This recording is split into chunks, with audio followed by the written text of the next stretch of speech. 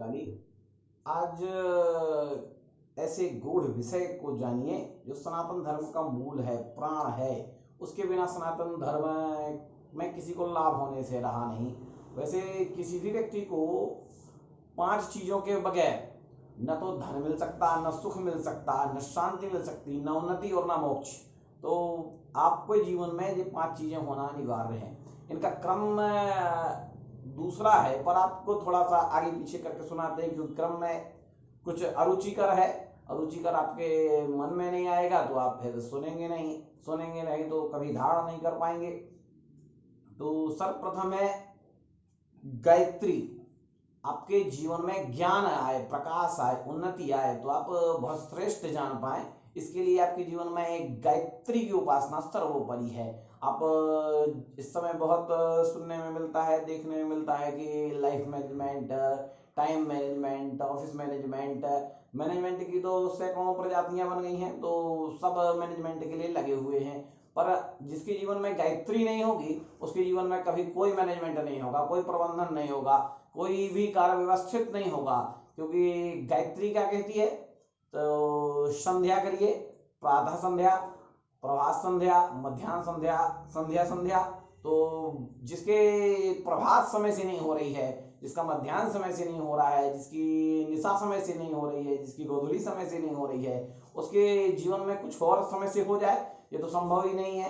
तो जिसका सवेरा 10 बजे होता हो, जिसकी दोपहर 4 बजे होती हो, जिसकी गोधूली 11 बजे होती हो, जिसकी निशा 2 बजे रात को होती हो, ऐसे लोगों के जीवन में प्रबंधन कहाँ आएगा? तो अपनी प्राचीन संस्कृति है, सनातन धर्म का मूल है गायत्री। अपने जीवन में गायत्री जप को स्थान दीजिए, गायत्री संध्या वंदन को स्थान दीजिए। अगर आपके जीवन में सूक्ष्म रूप से भी अगर संध्या के लिए स्थान है, अगर आप प्रभात संध्या कर पाते हैं तो आप सुबह उठ पाएंगे, अपने जीवन में कुछ आध्यात्मिकता प्राप्त कर पाएंगे और उन्नति के लिए कुछ समय आपके पास शेष रहेगा।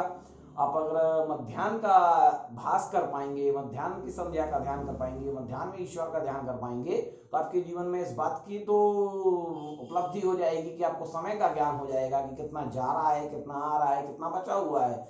जिन लोगों के जीवन में जी निकल चुका है उन्हें दिन रात आता हुआ समय, जाता हुआ समय, हफ्ते, महीने, सालों बीत जाते हैं, तो केवल एक संध्या न करने का ही दोष लगता है कि सारा जीवन बहे जा रहा है और उन्हें कभी भास नहीं होता कि वो क्या उनके जीवन से जा रहा है।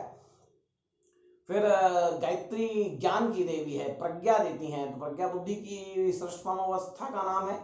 आपके ज्ञान जो चक्षु हैं वो जागृत हो जाएंगे। आप गायत्री मंत्र का जाप करिए तो जो प्राचीन समय में जिम्मेदार लोग थे, जो बहुत गंभीर पदों में बैठते थे, जिन्हें लोग इस समय अभिजात वर्ग कहते हैं या श्रेष्ठ वर्ग कहते हैं, इन सभी को गायत्री दीक्षा दी जाती थी। ये सभी गायत्री का जप करते थे ताकि ज्ञान चक्षु खुल जाएं और जनसेवा अच्छे से कर पाए। कोई कार्य, कोई पद, कोई दायित्व मिला हो तो उसके निर्वहन के लिए जो ज्ञान की आवश्यकता हो, जो बुद्धि की पराकाष्ठा हो, वो प्राप्त हो जाए।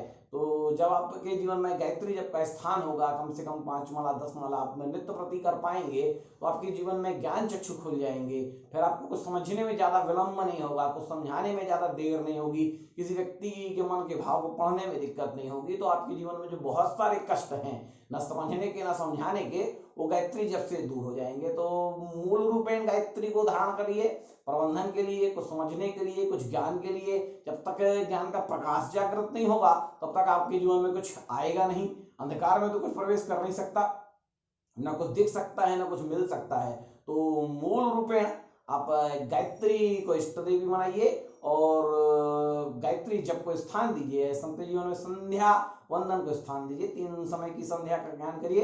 आपका जीवन कुछ ही समय में बड़ा व्यवस्थित हो जाएगा। फिर आपको कभी किसी मैनेजमेंट गुरु की आवश्यकता नहीं पड़ेगी। आप स्वयं बहुत बड़े जीवन के प्रबंधक बन जाएंगे और सब स्वयं व्यवस्थित हो जाएगा।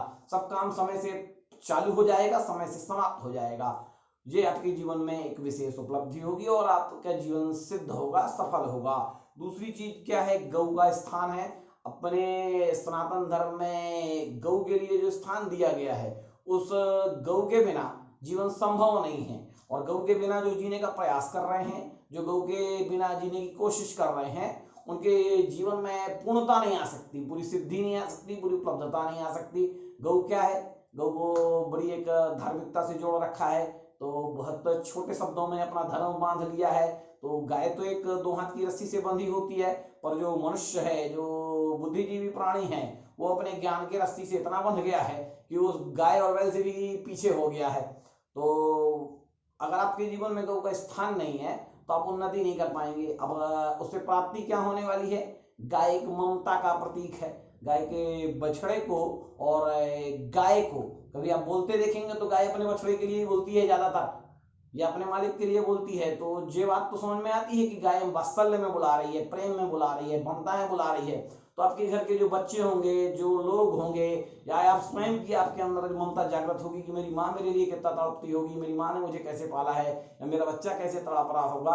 तो ये भाव जो है तो गाय में देखकर जागृत होते हैं। उसकी जगह लोगों ने उठाकर कुत्ता पाल रखा है, वो जब बोलता है तो भौंकता ही है, वो उसका काम ही है लोगों को भौंक भौंक के बताना। तो वो जो सीख रहे हैं आपके बच्चे भौंकना, तो जब आपके ऊपर भौंकेंगे तब पता चलेगा। तो आप एक नया तर्क देते हैं, करते तो हैं हम गाय की सेवा, हम बहुत सेवा करते हैं, हम बुधवार को चारा खिलाते हैं, हम एक तो रोटी खिलाते हैं। तो जैसा व्यवहार आप गौ के साथ कर रहे हैं वही आपकी संतान आपके साथ कर रही है। शुक्र है कि आपको रोटी दे देती है, उसके बाद चिल्लाती है। तो जितनी रोटी आप दे रहे हैं उतनी रोटी ही पा रहे हैं। अगर आपको ममता प्राप्त करनी है, आपको श्रद्धा प्राप्त करनी है, आपको निष्ठा प्राप्त करनी है, आपको वात्सल्य चाहिए, घर में माधुर्य चाहिए, तो आप गौ को स्थान दीजिए। गौ के स्थान के बिना, वो गौ के दूध के बिना शरीर में पुष्टि नहीं होगी। तो ये बात तो आपसे लेके डब्ल्यूएचओ तक को पता है कि नकली दूध मिल रहा है, नकली घी मिल रहा है, इससे कैंसर की बीमारी होने का है, 80% आबादी इससे रोग ग्रसित हो जाएगी। परंतु फिर भी बाजार का दूध खा रहे हैं, बाजार का दूध पी रहे हैं। इनको पता है कि ये नकली है, लेकिन गौ को स्थान नहीं है। तो कुछ तर्क दे रखे हैं, हमारे घर में जगह नहीं है, आपके लिए गौ के लिए जगह नहीं है, तो आपको अपने स्वास्थ्य के लिए भी जगह नहीं है। फिर तो आईसीयू का बेड तो आपके लिए खाली है ही है, वो तो रोक कर ही रखा है हमने। तो अस्पतालों में जगह बहुत है, वहाँ सब समा जाएंगे। तो अपने घर में जगह बनाइए, अपने लिए बनाइए, अपने परिवार की सुख शांति के लिए बनाइए, स्वास्थ्य के लिए बनाइए। और बिना गौ के पूजा भी संभव नहीं है। अब तो बड़े बड़े ब्राह्मण भी पूजा करवाते हैं आजकल भैंस के घी से स्वाहा, तो ये संभव ही नहीं है। व्रत के यज्ञ के विधानों में एक विशेष दिन को छोड़कर गौ के घी के बिना, गौ के दूध के बिना न तो यज्ञ संभव है, न तो पूजा संभव है, और न ही कोई हवन संभव है। तो गौ के बिना जीवन में कोई स्थान है ही नहीं। अब यार छल में है, भ्रम में है, और किसी ने अगर धोखे से कह दिया तो बड़ी लंबी आंख दिखा के कह देते हैं ना ना ना ना, हम तो करते ही हैं, कितना करें, हम कहाँ जाएंगे, हम तो रोज रोटी खिलाते हैं, हमारे घर की तो पहली रोटी गाय को निकलती है, तो जितनी मिल रही है उतनी मिलने वाली है आपको। तो अपने जीवन में अगर उन्नति चाहते हैं तो अपने जीवन में गौ को स्थान दीजिए। अगर आपके जीवन में गौ का स्थान नहीं है तो न तो आप शांति प्राप्त कर सकते हैं, न स्वास्थ्य प्राप्त कर सकते हैं, और न ही धर्म से कुछ प्राप्त कर सकते हैं। बिना गौ के जे प्राप्त होने से ना रहा, अपने आँख से गंधारी वाली पट्टी निकाल दीजिए, इसको बांध के ना रखिए कि आप रोटी खिला दिए हैं तो कुछ विशेष आपको प्राप्त हो जाएगा। तो जितना आप दे रहे हैं उतना ही प्राप्त होगा। तीसरी चीज है गीता। जीवन में निर्णय लेने का समय आता है, बहुत कुछ जीवन में अपने समय आता है जब हमें कठोर निर्णय लेने होते हैं, कठिन निर्णय लेने होते हैं। तो ज्ञान किससे लिया जाए? जिनसे ज्ञान लेना है, जो अपने बहुत करीबी हैं, जो बहुत हृदय हैं। ज्यादातर लड़ाइयाँ तो उन्हीं से होती है। तो अब जब धर्म का मार्ग है तो अर्जुन की तरह आप सामने खड़े होंगे कि पिताजी, बड़े पिताजी, दादाजी, गुरुजी सब सामने खड़े हैं लड़ने के लिए। अब ज्ञान कौन देगा?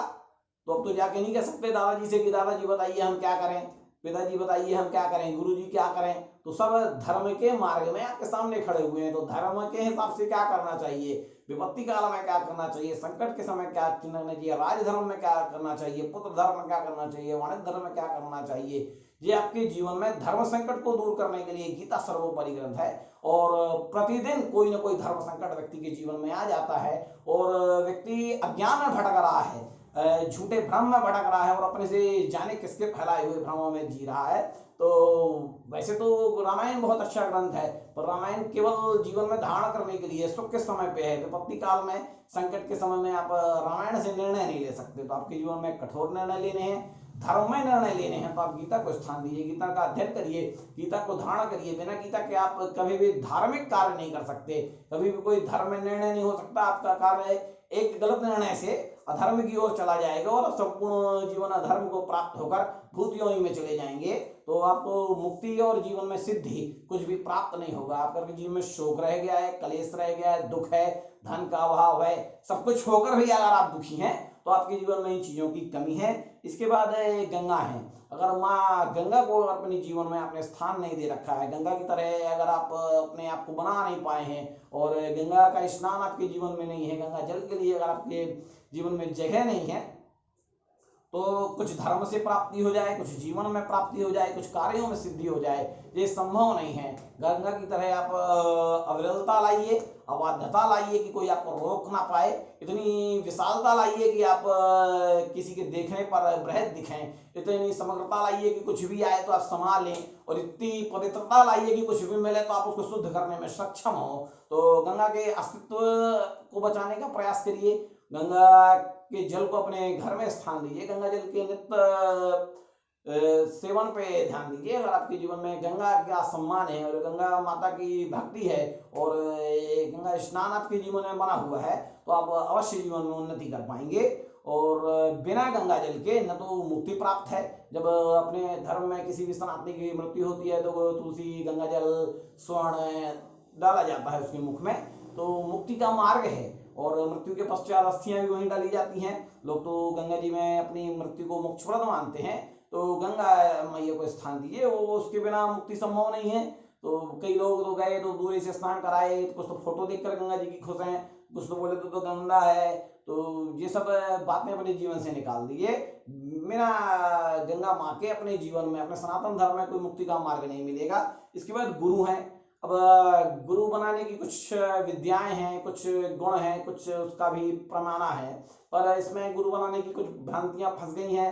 अब आजकल गुरु लोग उससे बनाते हैं जिससे काम सिद्ध होने वाला हो, या कोई ऐसे गुरु हो जो बिल्कुल विख्यात हो, जिनका कोई कंपनी चल रही हो जिसमें 25-50 लाख चेले जुड़े हों, जो बढ़िया गाड़ियों में चल रहे हों। ज्ञान की बात करें अथवा ना करें, कई गुरु तो लोग ऐसे ही बना लेते हैं जो वेद विरुद्ध हैं, जिनकी बातें ही वेद और शास्त्रों से परे चलती हैं।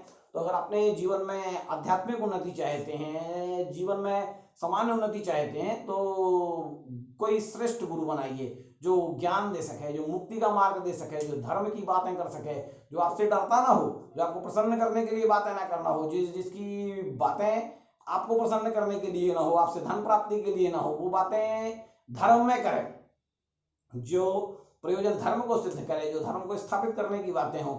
गुरु का प्रयोजन मुक्ति मार्ग प्राप्ति होती है अथवा धर्म की प्राप्ति होती है।